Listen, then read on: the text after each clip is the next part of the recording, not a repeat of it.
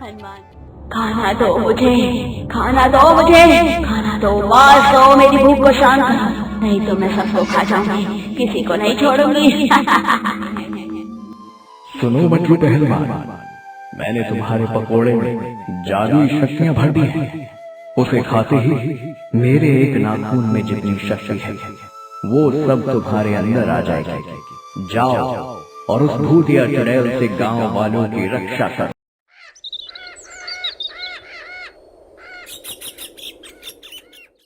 हनुमानपुर गांव में मटरू नामक पहलवान अपनी पत्नी निम्मो के साथ रहता था, जिसे पहलवानी करना बहुत पसंद था। एक दो, एक, जय बजरंग बली, तोड़ दे दुश्मन की नली। एक दो, जय बजरंग बली, तोड़ दे दुश्मन की नली। तभी उसकी पत्नी निम्मो बोलती है, अजी अगर आपका कसरत करना हो गया हो तो दुकान भी खोलोगे? सूरज सर पर चढ़ गया है, काम के न काज के, दुश्मन अनाज के। हाँ। अरे मुझे पता है भाग्यवान, जल्दी ही नाग पंचमी आने वाली है। हर बार की तरह इस बार भी मैंने दंगल में भाग लिया है। सुना है इस बार मेरा मुकाबला गबरू पहलवान से होने वाला है, बस उसी की तैयारी कर रहा हूँ। सुनो, घर में थोड़ा सा भी राशन नहीं है, सुबह से भगवान को भोग भी नहीं लगा है। पहले दाना पानी का इंतजाम कर लीजिए, फिर कसरत वसरत या जो मन में आए वो करिएगा। ओहो धत तेरी की, ये गरीबी हर बार मेरे काम में अड़चन डाल देती है। मैंने बड़े से बड़े पहलवानों को धूल चटाई है, न जाने इस गरीबी को कब हरा पाऊंगा। मटरू बेमन से अपने पकोड़े की दुकान खोलने पहुंचा, जिसके लिए उसने निम्मो की सोने की अंगूठी बेच दी थी। पकोड़े ले लो, पकोड़े ले लो, गर्मा गर्म पकोड़े, मटरू पहलवान के पकोड़े। तभी गांव का मुखिया मटरू की दुकान पर आता है। क्या रे मटरू, आज दुकान खोलने में बहुत देर कर दी। तुझे पता है ना कि मेरा बेटा तेरे पकोड़े खाए बिना स्कूल नहीं जाता। मुझे माफ कर दीजिए मुखिया जी, दरअसल मैं सुबह से कसरत करने में व्यस्त था। वो क्या है कि हर बार की तरह इस बार भी दंगल मुझे ही जीतना है, तो उसके लिए जमकर कसरत कर रहा हूँ। तभी उधर से गुजर रहा गबरू पहलवान बोला, अरे मटरू, केवल कसरत वसरत करने से ताकत नहीं आती, उसके लिए खान पान भी अच्छा रखना पड़ता है। रोजाना 4 गिलास केसर वाला दूध गटकना पड़ता है, बादाम के तेल से मालिश करनी पड़ती है, जमकर पौष्टिक आहार लेना होता है, तब जाकर कहीं शरीर बनता है। लेकिन मुझे नहीं लगता कि तुम्हें 2 वक्त की सूखी रोटी भी नसीब होती होगी। भिखारी कहीं का। अपनी अमीरी पर ज्यादा घमंड मत कर गबरू। तू आज पहली बार इस दंगल में भाग ले रहा है, लेकिन मटरू ने सालों से आसपास के सभी गांव के पहलवानों को हराकर हमेशा इस गांव की नाक ऊंची की है।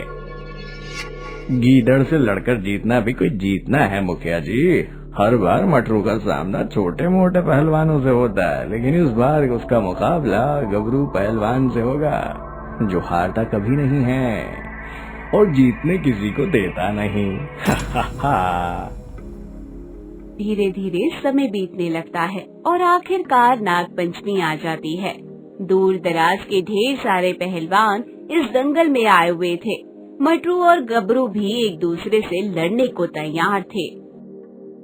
काला जंग दाव, टंगी दाव, सांडी तोड़ दाव, झांगिया दाव, किस दाव से हारना पसंद करेगा?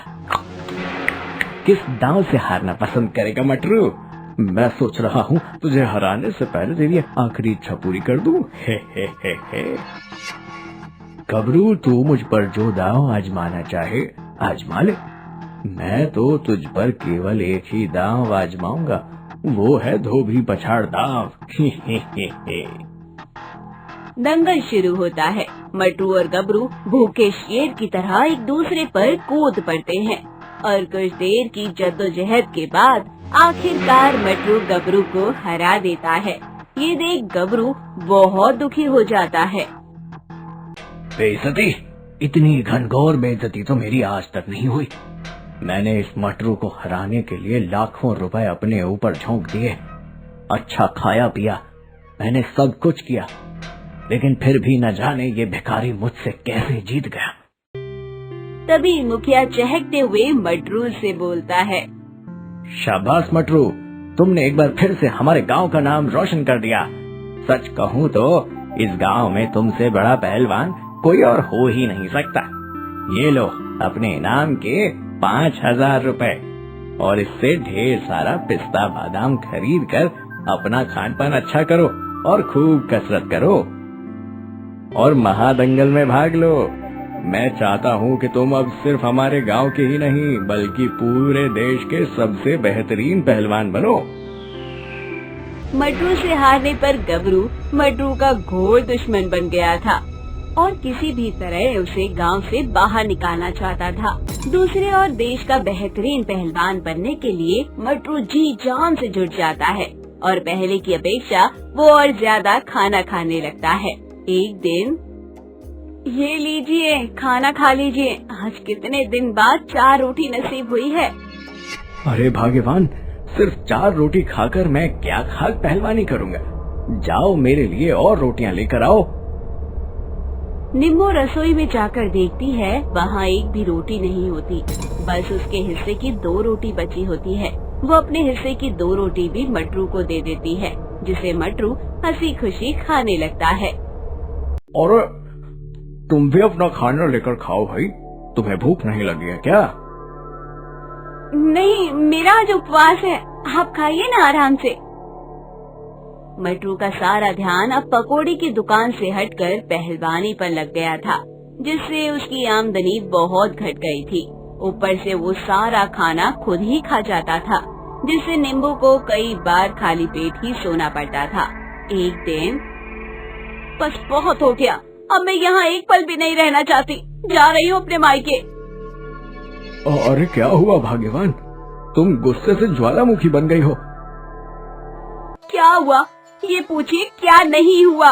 मैं यहाँ दिन भर घर में नौकरानी की तरह काम करती हूँ। आजकल की औरतों की तरह ऊट पटांग चीजों की मांग भी नहीं रखती, बस इतना चाहती हूँ कि 2 वक्त की खाने को रोटी मिल जाए बस। लेकिन आप है कि मुझसे वो भी छीन लेते हैं। शर्म नहीं आती आपको?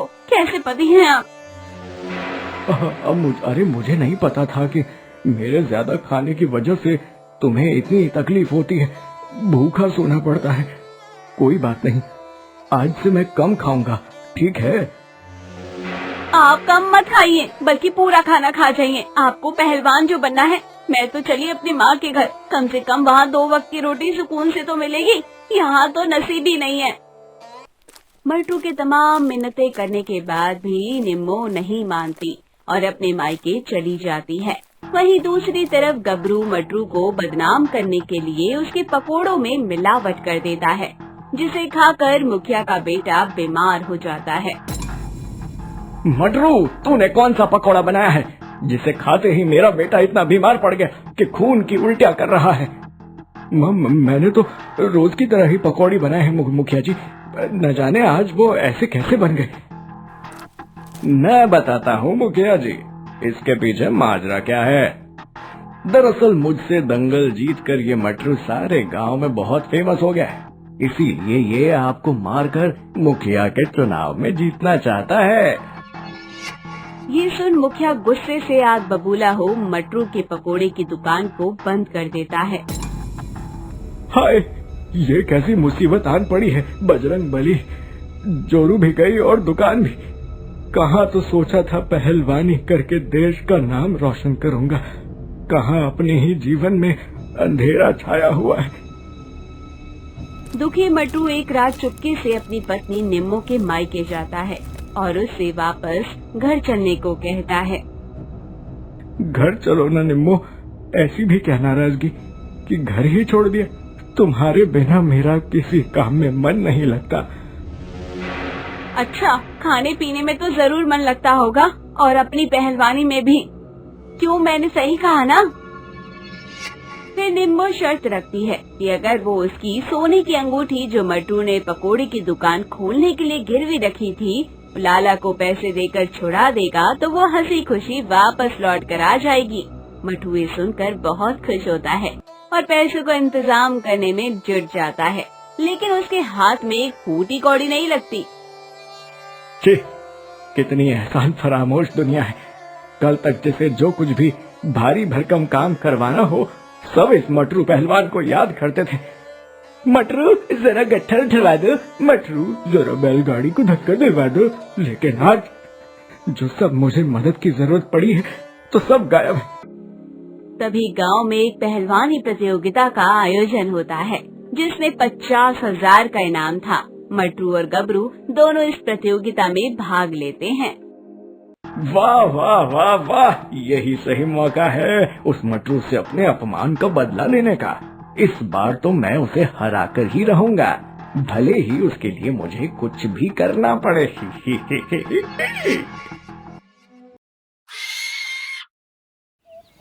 गबरू गांव के एक तांत्रिक से जादुई दिव्य शक्तियों वाली एक भयानक चुड़ैल ले जाता है। कहिए मेरे आका, क्या हुक्म है? ए भूतिया चुड़ैल, हमारे गांव में होने वाली महादंगल की पहलवान प्रतियोगिता जीतने में मेरी मदद कर। जो हुक्म मेरे आका, लेकिन उससे पहले आपको मुझे ढेर सारा मांस खाने को देना होगा। मुझे बहुत जोर से भूख लगी है, मैं ज्यादा देर तक भूखी नहीं रह सकती। प्रतियोगिता शुरू होती है और भूतिया चुड़ैल अदृश्य रूप में मटरू के पेट पे गुदगुदी कर प्रतियोगिता जीतने में गबरू की मदद करती है, जिससे गबरू जीत जाता है। याहू! हुर्रे! आखिरकार मैं जीत ही गया। तुम्हारा बहुत बहुत धन्यवाद भूतिया चुड़ैल। पैसे कमाने की अपनी आखिरी उम्मीद भी टूटने के बाद मटरू बहुत दुखी होता है और गांव के हनुमान मंदिर में बजरंग बली की भक्ति करने लगता है। दीन दुखियों के तुम हो दाता, मेरे भाग्य विधाता। दूसरी तरफ भूतिया चुड़ैल भूख लगने पर गबरू से खाना मांगती है, लेकिन गबरू सारा खाना खुद ही खा जाता है और उन्हें कुछ भी नहीं देता। तुम एक पल भी मुझे चैन से नहीं रहने देती। जब देखो तब खाना खाना मांस मांस करती रहती हो। तुम्हारा काम हो गया, अब चली जाओ यहाँ से। ये सुन चुड़ैल गुस्से से आग बबूला हो जाती है और फिर बहुत ही विशाल आकार की हो जाती है और गबरू को मारने को दौड़ती है। मुझे बहुत भूख लगी है, मैं अब तुझको खा ही जाऊंगी।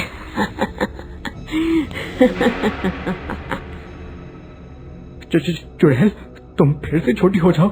देखो, अगर गांव वाले ने तुम्हें देख लिया तो उन्हें मेरी धोखेबाजी के बारे में सब पता चल जाएगा। तभी भूतिया चुड़ैल की दहाड़ सुनकर गबरू भाग खड़ा होता है। भूतिया चुड़ैल भूख से तड़पती हुई एक एक करके सारे गांव वालों को खाने लगती है, लेकिन उसकी भूख फिर भी नहीं मिटती। खाना दो मुझे, खाना दो मुझे, खाना दो, मांस दो, मेरी भूख को शांत करो, नहीं तो मैं सबको खा जाऊंगी, किसी को नहीं छोड़ूंगी। दीन दुखी हो के तुम हो दाता, मेरे भाग्य विधाता। सुनो एक अरदास हमारी, कर दो हमारी जीवन न्यारी। मटरू इस समस्या का समाधान खोजने लगता है और बजरंग बली से प्रार्थना करते करते वहीं सो जाता है। तभी सपने में उसे हनुमान जी दर्शन देकर बोलते हैं, सुनो मटरू पहलवान, मैंने तुम्हारे पकोड़े में जादुई शक्तियाँ भर दी हैं। उसे खाते ही मेरे एक नाखून में जितनी शक्ति है वो सब तुम्हारे अंदर आ जाएगी। जाओ और उस भूतिया चुड़ैल से गांव वालों की रक्षा करो। मटरू ऐसा ही करता है और भूतिया चुड़ैल के पास जाता है, जहाँ वो देखता है कि वो चुड़ैल गबरू को खाने वाली होती है। तूने मुझे खाना नहीं दिया ना गबरू पहलवान, अब मैं तुझे छीने नहीं दूंगी, मैं तुझे ही खा जाऊंगी।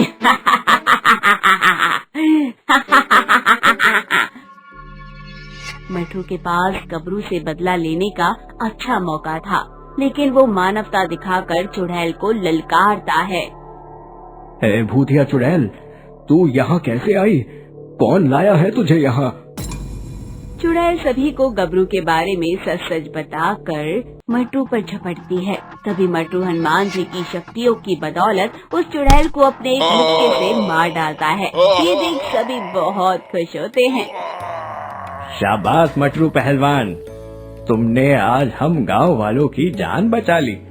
और तू गबरू, तुझे तो मैं मेरे बेटे के पकौड़े में मिलावट करने और पहलवानी प्रतियोगिता में धोखेबाजी करने से जीतने के जुर्म में इस गांव से निकालता हूँ। आइंदा कभी अपनी मनहूस शक्ल इस गांव में मत दिखाना। गबरू अपना बोरिया बिस्तर उठाकर गांव छोड़कर चला जाता है। पहलवानी प्रतियोगिता के असली विजेता मटरू को मुखिया 50,000 का इनाम देता है। वो निम्मो को वापस लाकर हंसी खुशी उसके साथ रहने लगता है। मटरू अब फेमस होकर एक महान पहलवान बन चुका था। तो दोस्तों, कैसी लगी आपको ये कहानी? कमेंट बॉक्स में जरूर बताइए और चैनल को जरूर सब्सक्राइब कीजिए।